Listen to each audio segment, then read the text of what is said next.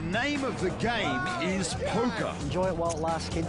Yes. And now the sensation sweeping the world has arrived. The Asia Pacific Poker Tour. Today we're in Seoul for the first major poker tournament in mainland Asia. 9 players from 8 different countries all look to make history. Yes! Will the established players back up their confidence? I try to be very overt and I try to run over the table.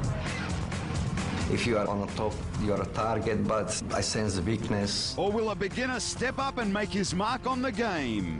I realized that if you stick to your game, then you can play with everyone. The title of Seoul champion is up for grabs. The stage is set. Yes! The stakes are huge. This is the Asia Pacific Poker Tour.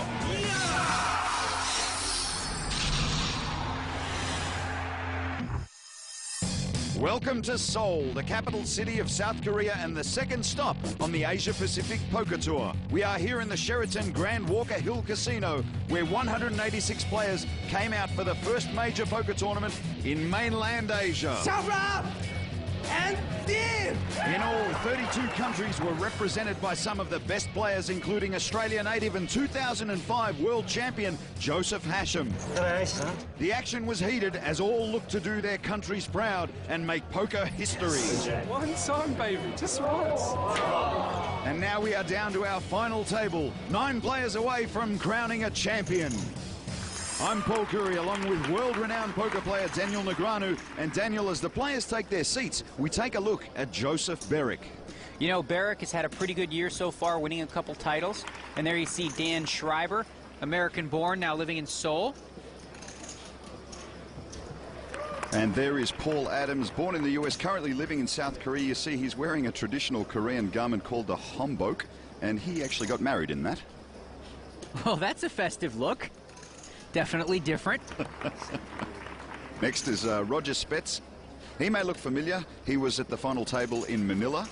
You know, and I thought he played very, very well at that final table until he made one little boo-boo. And there is Sid Kim. He currently lives in Seoul, has dual citizenship, born in South Korea, raised in America.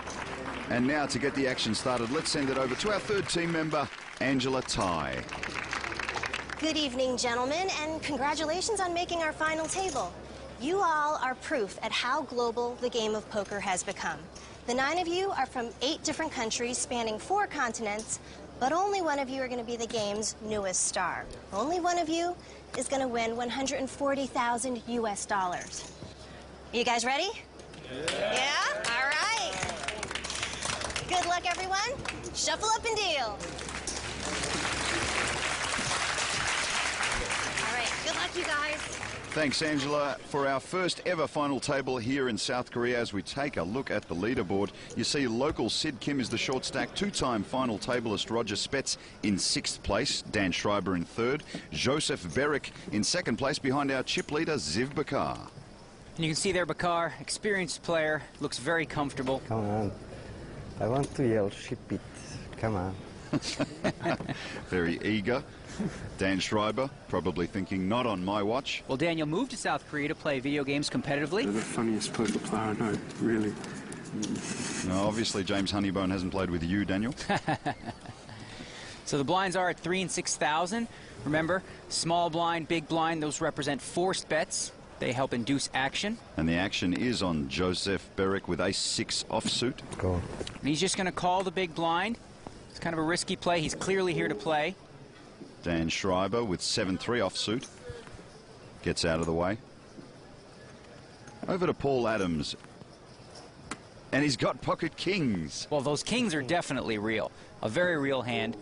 And he's going to go ahead and raise it up to 15,000.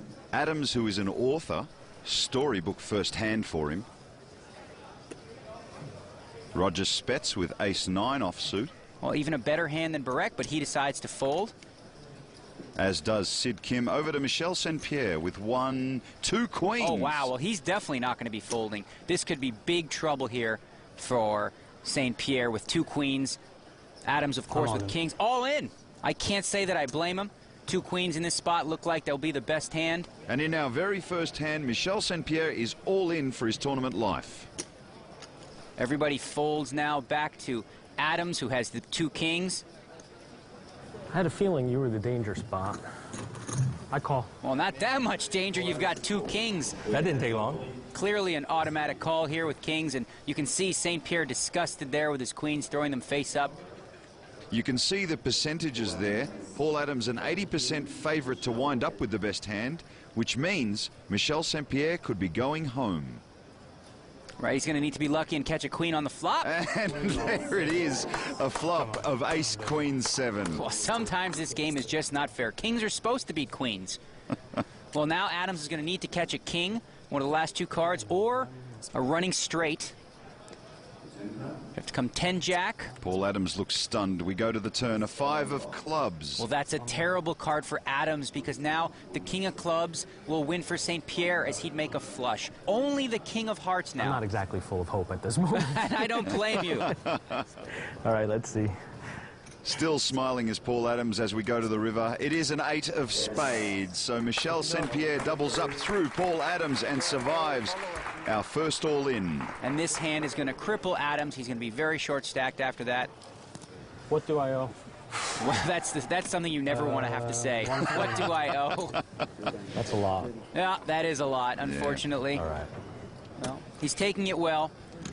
First hand. Wow. Couldn't have scripted it better, huh?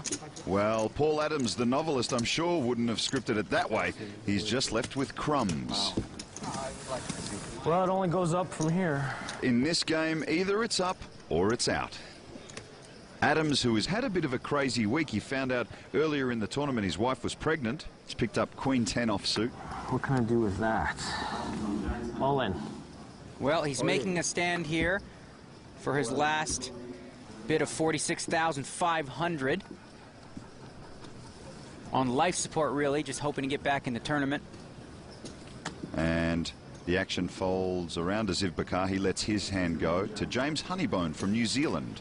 Picks up ace, jack, offsuit. Well, there he's on the button, and he's going to call there with ace, jack. So he's in front of Adams. But Adams not dead, as you see there the percentages show. 38%. A pair of threes now for Schreiber. Interesting decision with two players already in the pot. 2 threes don't play as well against 2 players, and he's going to fold it smartly. There's a lesson there. Get a small pair, 2 players in already, fold it away. And once again, Paul Adams is all in, but this time for his tournament life. I've got the edge. Not dead yet, and he did the right thing by going all in. I have no fear. Has a bit of a dejected look on his face. We go to the flop. It is ace, queen, 6. I'm on my way. You're on your way out the door, Mr. Adams. That was not necessarily a good flop for you. He still needs now a queen or a 10. I'm making quads. Honeybone obviously flopping the ace.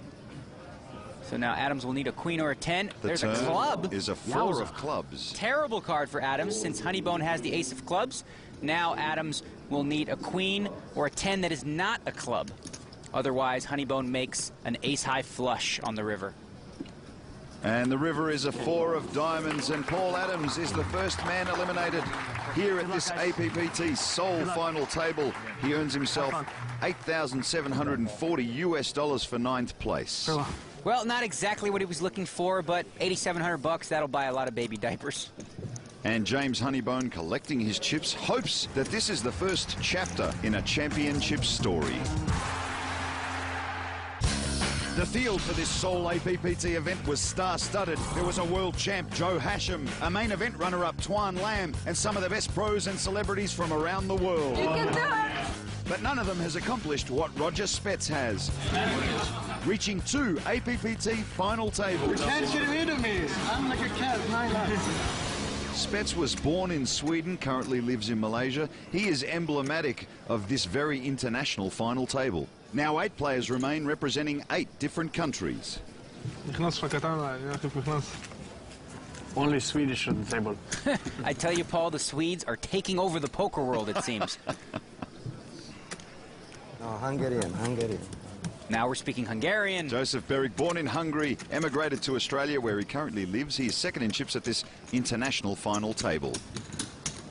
Hello again, alongside Daniel Negreanu. I'm Paul Curry. And Daniel, Clearly, people from different places around the world play poker a little differently. So with so many countries represented here, what is the most important attribute a player can bring to the table?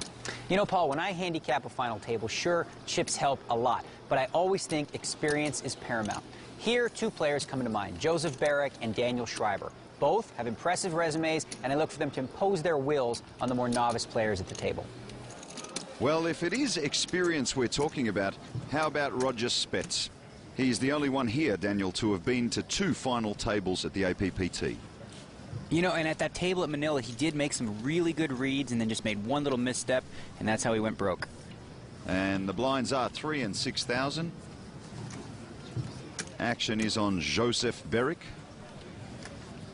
Picks up ace-queen offsuit. I'm gonna raise. That's a pretty strong hand.